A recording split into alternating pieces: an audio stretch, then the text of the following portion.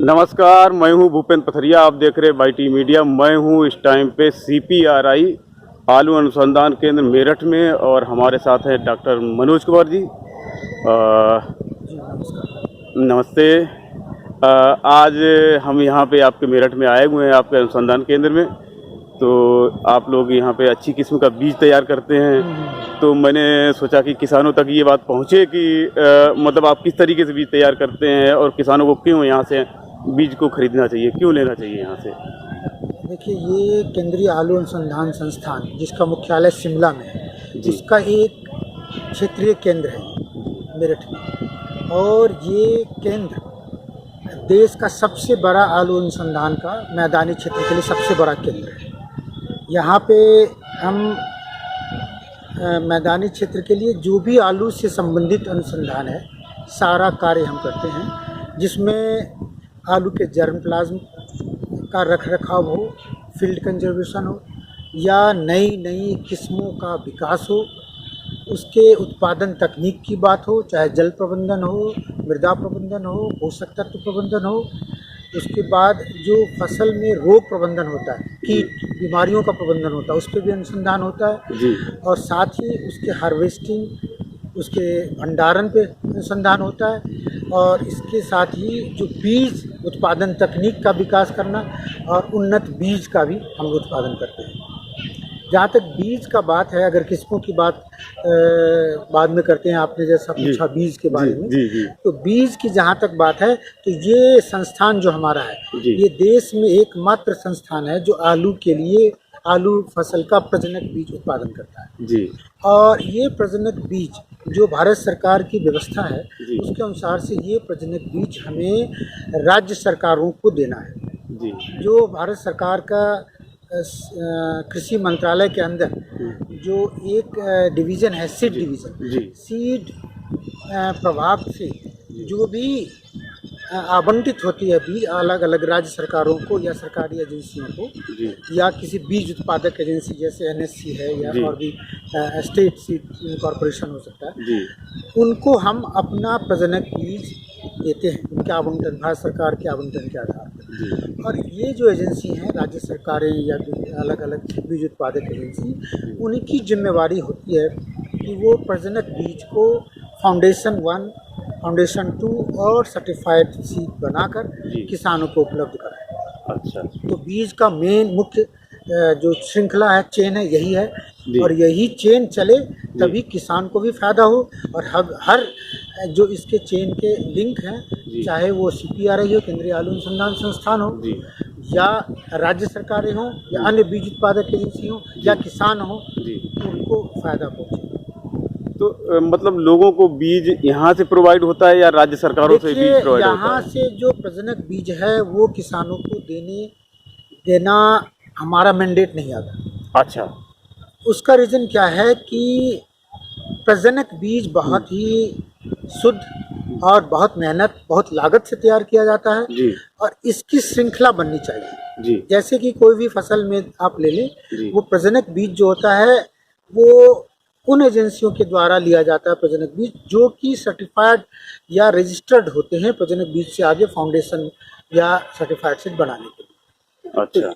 लेकिन एक चीज़ जरूर बताना चाहूँगा, हमने कई स्कीम शुरू की है जिससे कि किसानों को फ़ायदा पहुँचे। तो उसमें हमने एक ये किया था कि अगर कोई किसान हमसे बीज उत्पादन के लिए MOU साइन करता है, रजिस्टर्ड होता है, तो उसको हम कुछ क्वांटिटी में DAC जो आवंटित मात्रा है राज्य सरकारों को, उसको देने के बाद अगर बच जाता है तो वो हम किसानों को दे दें जो कि रजिस्टर्ड फार्मर हों, जो कि हमसे एग्रीमेंट साइन करें कि हम इस प्रजनक बीज से फाउंडेशन सर्टिफाइड सीड बनाएंगे, तो उनको हम दे सकते हैं।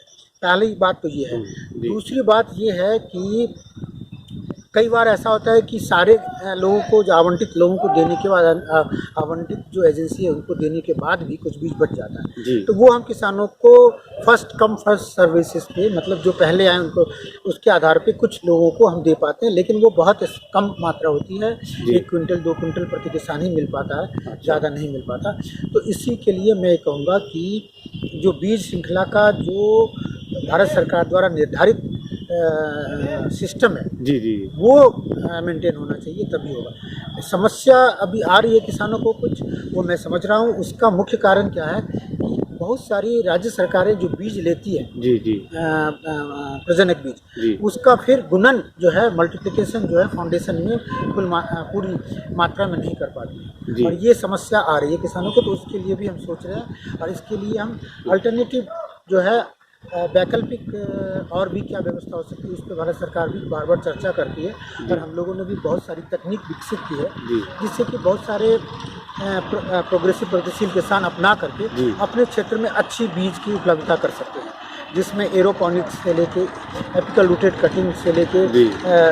लो कॉस्ट नेट हाउसेज वगैरह ये सब मिलेगा, तो उससे भी होगा। उससे भी बीज की अच्छी गुणवत्ता युक्त बीज की उपलब्धता किसानों के यहाँ बढ़ेगी। नेट हाउस तो कुछ किसान भी लगाए हुए हैं अपने, देखिए मतलब हम लोगों ने जो नेट हाउस विकसित किया है टेम्परेरी और डिसमेंटलेबल की, अब अगले साल शिफ्ट कर सकते हैं आप, तो उसमें क्या है कि कीट मुक्त नेट हाउस होना चाहिए। जी, कई जी। लोग शेड नेट को या पॉली हाउस को इसको भी नेट हाउस मान लेते हैं, ऐसा नहीं ओके है। ओके इसके लिए स्पेसिफिक होता है जो बीज उत्पादन के लिए बहुत ही उपयुक्त होता है। जी। इसमें जो इसके बीज में जो विषाणु वाहक कीड़े हैं, जी जी जैसे कि माहू या जी व्हाइट फ्लाई सफेद मक्खी, जी, जी। वो उसमें ना घुसे, अंदर जी। ना घुसे, और वो बीज को कोई विषाणु से ग्रसित ना करे, जी। तो इससे वो बीज की गुणवत्ता बनी रहेगी। मतलब ये सब मेन बहुत सारा तकनीक है जो कि किसान भाई को हम समय समय पे प्रशिक्षण द्वारा बताते रहते हैं। अगर आपको किसी किसान भाई को ऐसी जरूरत है तो हमसे संपर्क भी कर सकते हैं, उसकी जानकारी हम लोग देते रहते हैं। अच्छा, तो मतलब मेन ये जो बीज है इसको कीटाणुओं से बचाना, इसके लिए नेट हाउस लगाना मतलब हाँ, अति जो आवश्यक है। बीज में जो मुख्य बिंदु है, जी बीज उत्पादन में मुख्य बिंदु है कि रोग रहित मिट्टी में रोग रहित प्लांटिंग मटेरियल से बीज से उगाना है, और उसको फिर फसल में किसी भी विषाणु वाहक कीड़ों से उसे बचाना है। ये मुख्य बात है जी। बीज उत्पादन गुणवत्ता बनाए रखने के लिए, ये मुख्य बात है। अच्छा, एक बात और पूछना चाहूँगा कि जो आम किसान है मतलब उसको क्या यहाँ से रजिस्टर्ड पहले से कितने दिन पहले करना पड़ता है अगर नहीं, बीज देखिए लेना? उसके जी। लिए हम एक डेट निकालते हैं। पिछले साल भी हमने करवाया था, बहुत सारे किसान रजिस्टर्ड हुए। जी। इस साल भी हमने इसको 20 से 25 मार्च डेट दिया था, उसमें काफ़ी लोगों ने अपने कंसेंट दिए हैं। जी। तो इस ढंग से हम लोग करते हैं, एक समयबद्ध तरीके से काम। अच्छा, मतलब जिसको भी लेना है तो आपकी जो भी यहाँ संस्था से जो डेट निकलती है उस डेट में हाँ। अपना रजिस्ट्रेशन करवा ले। हाँ, रजिस्ट्रेशन के लिए कंसेंट दे दे, और बीज की उपलब्धता के आधार पे हम उसे देंगे, जी और वो उत्पादन में प्रजनक बीज से फाउंडेशन और सर्टिफाइड सीड बनाने में मल्टीप्लाई करने में वो सहयोग करें।